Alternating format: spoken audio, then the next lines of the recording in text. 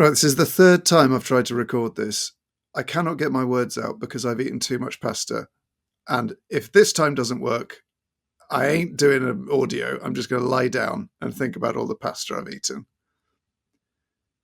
The John Robbins Vibe Mail, Issue 17. Current mood, Finding White Lotus Season 2 a bit of a slog. I mean, it's fine, isn't it? I'm not being intentionally contrary, but just give me someone to care about. Portia and Albie are okay. Oh, for fuck's sake! Portia and Albie are okay so far, but if a meteor took out the whole hotel, I would feel totally neutral about the entire event. I get it. Rich people can be vacuous and cynical and immoral and creepy. But they can also be kind and hardworking and empathetic. Just look at Ellis. That's what it needs, actually. It needs Ellis at the poolside asking if they have Doom Bar before realising he's forgotten the baby wipes and he's misspelt Izzy's name on the flight booking. But you wouldn't find Ellis in the White Lotus Hotel. No, he'd be at Centre Parks because he is real.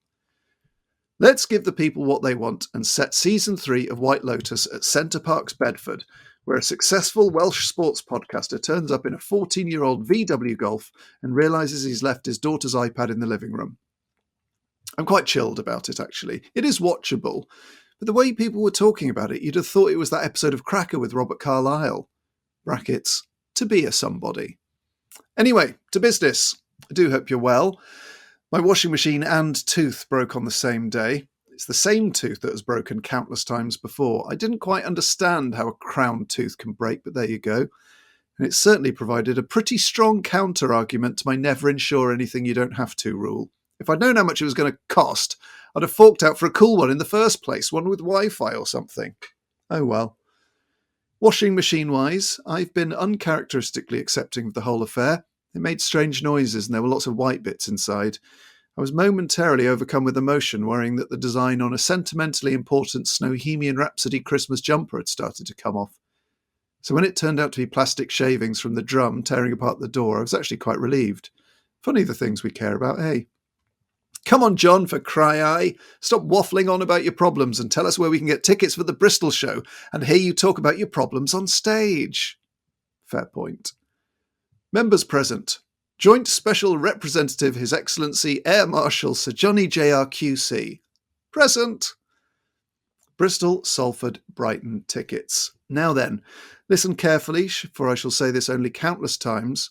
The Bristol date of Hal will be at a spanking new venue, the Bristol Beacon, on Friday the 15th of December. I'm absolutely pleased as punch to be part of their launch schedule, being, as it is, just 100 yards from the Hatchet Pub, where I did my first ever gig to 6 or 7 bemused people on, I think, 19th of Feb 2005.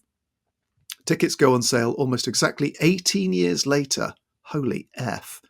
At 10 a.m, Friday the 17th of Feb today, and are available here. Link. I've also added an ambitious second date in Salford for December the 3rd, which goes on sale today at 10 a.m, and will appear on the same webpage as the other date. Here. Link. Alas, no more word from Brighton. They're still putting together the final touches at the venue, but it will be 10th of December, and you will find links here first. For all the other dates, head to my website, johnrobbins.com/shows.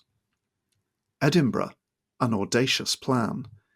Speaking of ambitious dates, I'm planning to do 2 shows in Edinburgh this year. One will be called Howl and will be a hopefully more polished version of last year's work in progress. The second show doesn't have a name yet, but will be a mid-afternoon work in progress. And if my house of cards doesn't come tumbling down indeed, then the 2 of these together will form the bulk of the tour show. As there's no support act this year, it's a wall-to-wall Robbins scenario. The shows aren't listed yet, so giving further details would be pure folly. However, I expect to have ticket links in the next month. Exciting times. Made Up Games Live.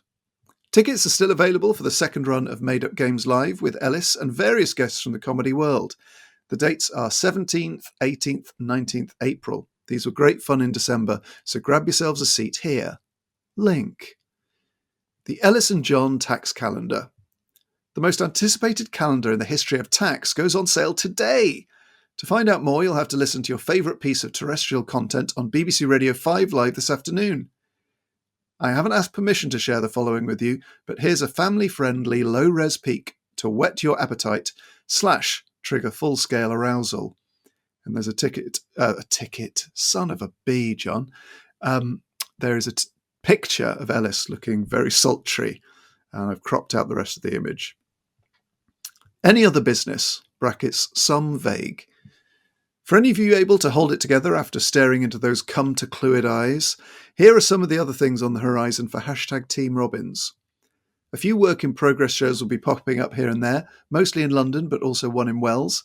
Tickets for that are here. Link. And if it's sold out, you can see Lou Sanders' show instead, which is on at the same time in another room. Hashtag Sportage Road Trip. We've got a very special guest for the 100th episode of The Moon Underwater. It will also be recorded live with an audience.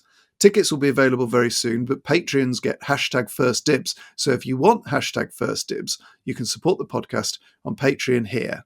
Patreon.com/MoonUnderPod. Interviews are now being booked for the third series of How Do You Cope, which I'm really excited about.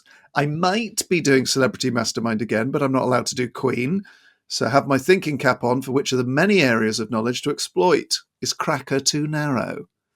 I might be on Sunday Brunch, so if they start another poll in the style of who is better, Queen or Madness, please get voting. I might be recording an episode of Great Lives on Radio 4, a programme I have long admired, but Matt Lucas has already done Freddie Mercury and Ronnie O'Sullivan is still alive, so who else is there? I might have bought a new coat without researching it for 1,000 hours, and am imminently about to answer a question that has plagued the culinary world for centuries. Is spaghetti and jalapenos a meal? Progress, not perfection, people. 25 minutes later. So, spaghetti and jalapenos is a meal, but it's more of a meal if you add tuna, cheese sauce and capers. It was actually delicious, but in a now I feel sad way. Okay, Godspeed to you all. If everything goes wrong, can we still be friends, right? Like if everything I've mentioned above turns into total shit and I forget my words and my bum falls off on Sunday Brunch, can we still hang out digitally, can we? Good. Love you, bye!